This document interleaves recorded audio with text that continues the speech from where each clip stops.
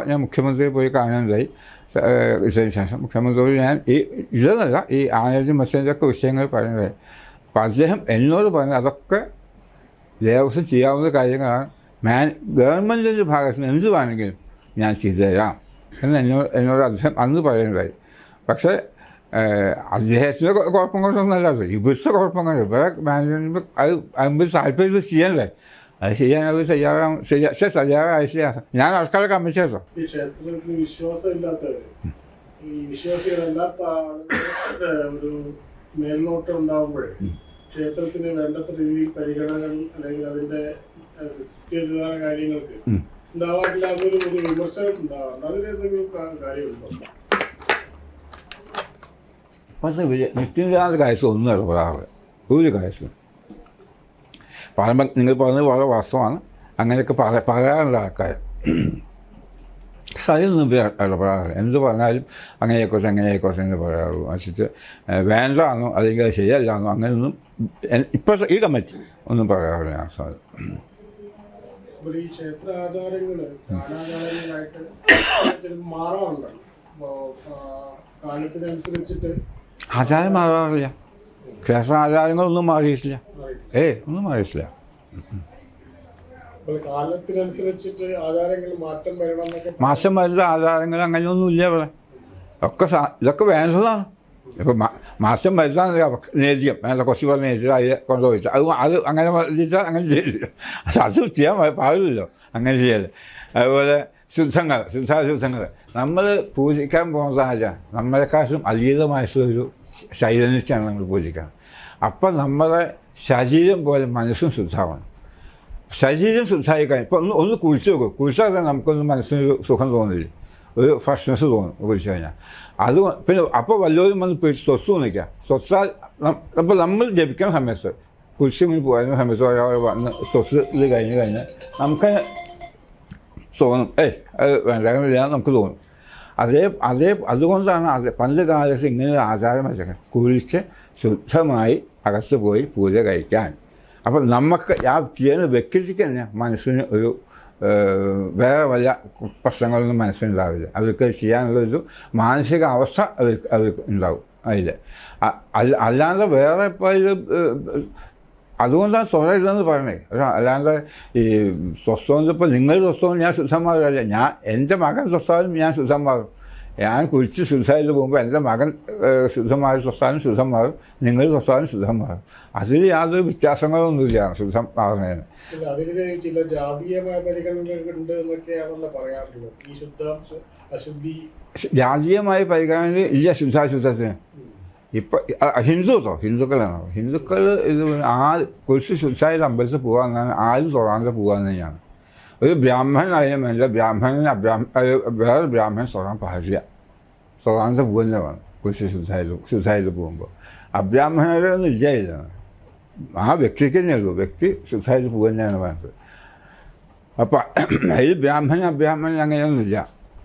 പക്ഷെ നമ്മളെ ഒരു ആചാരം എന്ന് പറഞ്ഞാൽ ബ്രാഹ്മണർ പൂജ കഴിച്ചുകൊണ്ടും അങ്ങനെയുള്ള ഒരു ആചാരം. അതുകൊണ്ട് ആ ബ്രാഹ്മണരിനെയാണ് ഇപ്പോൾ അങ്ങനെയാണ് ഇപ്പം തുറന്നത് പോകണം. ഇപ്പോൾ ഇവിടെ എന്ന് പറഞ്ഞാൽ മേശാന്തി എന്ന് പറഞ്ഞാൽ ഇങ്ങനെ സുഖബലും പെരുമനും ഗ്രാമത്തിലുള്ളവർ വേണം.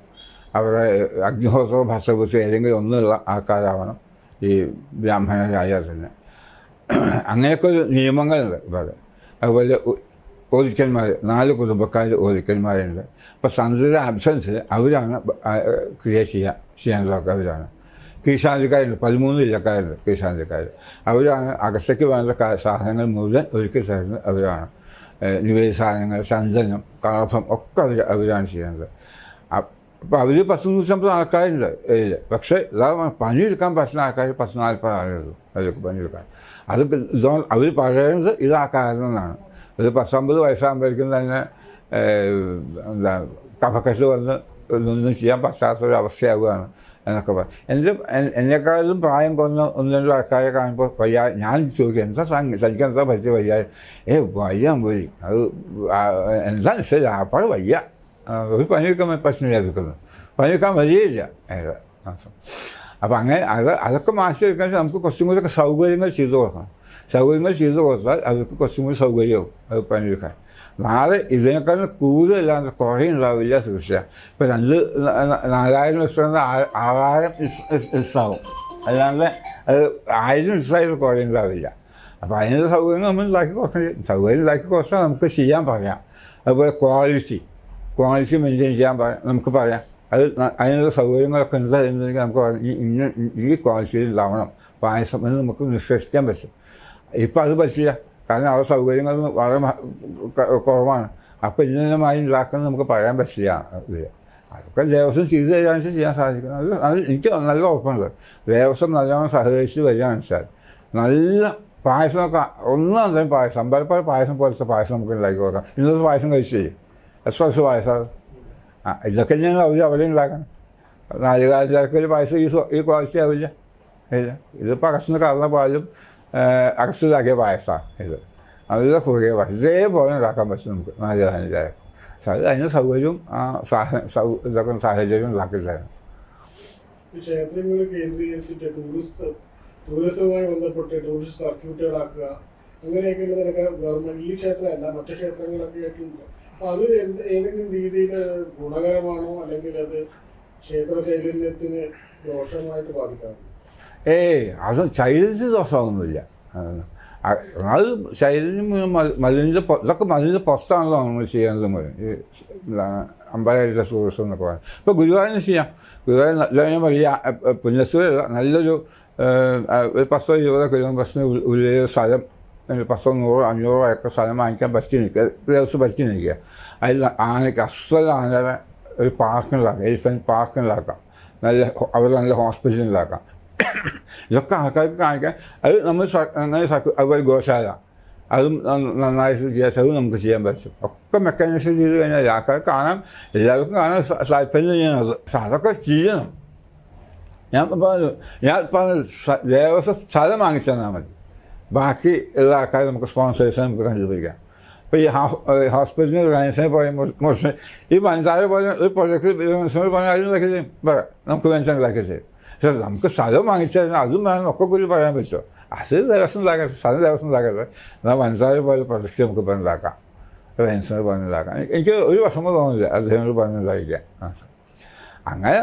അങ്ങനത്തെ ചെയ്യാൻ പറ്റുന്ന പല ആൾക്കാരും ഉണ്ട്. അപ്പം അതൊക്കെ വേണമെന്നൊരിക്കലും മതിയല്ലോ. ഇതിപ്പോൾ ഇവരൊന്നും അങ്ങനെയൊന്നും ഒരു സഹായം വിചാരിച്ചാൽ ഞാൻ പിന്നൊന്നും പറയാറുണ്ട്. എന്താ ആയിക്കോട്ടെ. നമുക്ക് മനസ്സിൽ ഏതെങ്കിലും ക്ഷേത്രത്തിൻ്റെ ഒരു ഭരണ മോഡൽ ഉണ്ടാവും ഇന്ത്യയിലുള്ള ഏതെങ്കിലും നേരത്തെ പറഞ്ഞ വൈഷ്ണവദേവി അതല്ലാതെ ഏതെങ്കിലും ഒരു മോഡൽ നമുക്ക് ഗുരുവായൂരിൽ ഇംപ്ലിമെന്റ് ചെയ്യാൻ പറ്റുന്ന? എനിക്ക് ഇതൊക്കെ ഞാൻ കേസുവല്ലോ എനിക്ക് തോന്നില്ല കേട്ടോ, വല്ലതും തോന്നുന്നത്. അല്ല, ഇനി ആലോചിച്ച് നോക്കണം അങ്ങനെ വല്ലതും എനിക്ക് തോന്നുന്നത്. നോക്കിയൊക്കെ അങ്ങനെ വല്ലതും ഉണ്ടെങ്കിൽ എനിക്ക് പറയാമെന്നല്ല ഇപ്പോൾ തോന്നില്ല എന്തായാലും. അതുപോലെ വേറൊരു വലിയ വിവാദമായിട്ട് അബ്രാഹ്മണ ശാന്തിമാരുടെ ഇത് പല ക്ഷേത്രങ്ങളും അവരെ പ്രവേശിപ്പിക്കണമെന്ന് ഇത് ഡിമാൻഡ് വരുന്നുണ്ട്.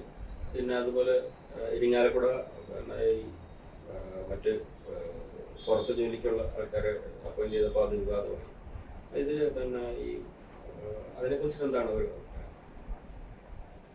അല്ല, ഞാൻ പറഞ്ഞത് ഇപ്പോൾ ബ്രാഹ്മണരെ കിട്ടാനില്ല. ഇതും വേണം എനിക്ക് അതിൻ്റെ സംവിധാനം നമ്മൾ ആലോചിക്കാൻ.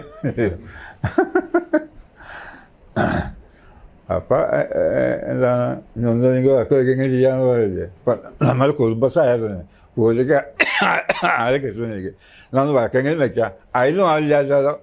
അപ്പം നമ്മൾ നോക്കണ്ട. അപ്പം അതേമാതിരി തീരെ കിട്ടില്ല ബ്രാഹ്മണരെന്നുണ്ടെങ്കിൽ അത് വേണ്ടി വരും. ഇന്നെനിക്ക് നാളെ വേണ്ടി വരും തീർച്ചയാണ്. ഈ ക്ഷേത്ര ജീവനക്കാരുടെ സംഘടനകളുടെ ഈ യൂണിയൻ പ്രശ്നം നമുക്ക് ക്ഷേത്രത്തിൽ ഉണ്ടോ? യൂണിയനാണല്ലോ, അതാകുമ്പോൾ അതിപ്പോൾ ഏത് പാർട്ടി ഭരണത്തിൻ്റെ ആൾക്കാരാണോ ഭരിക്കുന്നത് വെച്ചാൽ ആ യൂണിയൻ ശക്തമാവും. ഇല്ല അപ്പം അവർ എന്ത് ചെയ്താലും ഒന്നും പറയില്ല. ശരിക്കും അങ്ങനെ ഉണ്ടാവില്ല. അപ്പോൾ അതാണ് ഈ രാഷ്ട്രീയക്കാരുടെ ഇതാകുമ്പോൾ അതാണ് ബുദ്ധിമുട്ട്. അപ്പോൾ അവർക്ക് എന്ത് വേണ്ട ചെയ്യാം, എന്ത് വേണ്ട ഇതാവുന്നത് കഷ്ടമാവും. അതല്ലാതെ ഞാൻ ഇപ്പോൾ പറയുന്നത് 1-2 ജീവനക്കാരെ നന്നായി ശിക്ഷിച്ചാൽ മതി.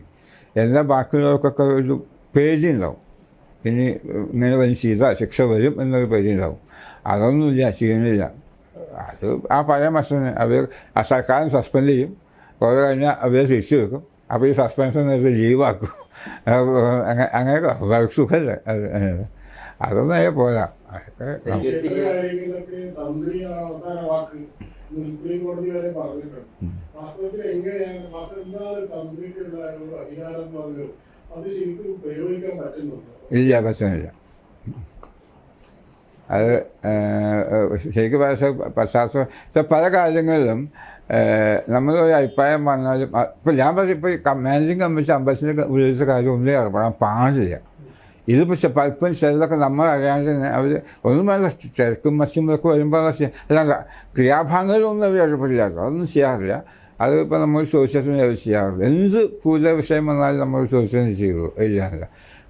പൂജകളിലല്ലാത്ത വിഷയങ്ങൾ അപ്പോൾ അവർ പറയാം അത് സന്ദർശിക്കാനുള്ള ആവശ്യമുള്ളൂ എന്നൊക്കെയാണ് അവർ പറയുക. അങ്ങനെയല്ല, ശരിക്ക് മതിൽക്കകത്തുള്ള എന്ത് വിഷയമായാലും വേണ്ടില്ല അത് സന്ദർശിക അധികാരത്തിൽ പറ്റും. അപ്പോൾ തിരക്കുള്ള ആളെ വിടണം, അല്ലെങ്കിൽ കുറച്ച് സമയം കൂട്ടി നിൽക്കുന്നത്, അതൊക്കെ സന്ദർശി പറഞ്ഞാൽ തന്നെ ചെയ്യാൻ പാടുള്ളൂ.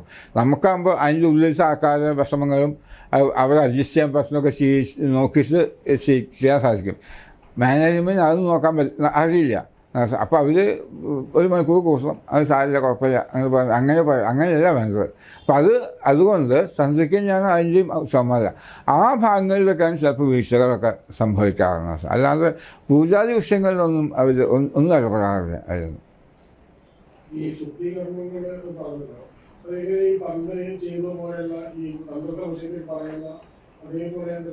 അതേപോലെ ഞാൻ അതെ ഒരു വ്യത്യാസമില്ല പറഞ്ഞത്. അതാണ് ക്രിയാഭാഗത്തിൽ നമുക്ക് ഒരു സ്തുതികളും സംഭവിച്ചിട്ടില്ല. ഗുരുവായൂർ ആചാരങ്ങളിൽ ഒന്നും മാത്രം സംഭവിച്ചിട്ടില്ല. അങ്ങനെ ഞാൻ കേരളത്തിൽ ഞാൻ ഒരു ദിവസം പാൽപ്പായസം നോക്കിക്കോളൂ. ഒരു 4000 ലിറ്റർ പാൽപ്പായസം പാലിൻ്റെ പാൽപ്പായസം ശരാശരി എല്ലാ ദിവസവും ഉണ്ട്. അതിപ്പോൾ വെക്കേഷൻ ഒരു ദിവസം ഇപ്പോൾ ഇന്ന് ചിലപ്പോൾ 6000 ഉണ്ടാവും, അറിയില്ല, ഉണ്ടാവാൻ നാശം. അതുപോലെ ഒരു നാളികാലം ചിലക്ക് നെയ്പായസം എല്ലാ ദിവസവും. അത് ഈ ശനി ഞായറോ വെക്കേഷൻ ഒരു ദിവസങ്ങളൊക്കെ കഴിയുമ്പോൾ കൂടുതലുണ്ടാവും. ഇത്രയും സാധനങ്ങൾ വെച്ച് നിവേദിക്കുന്ന ലോകത്തിലെ ഒരമ്പലമുള്ളൂ, അത് ഗുരുവായൂർ.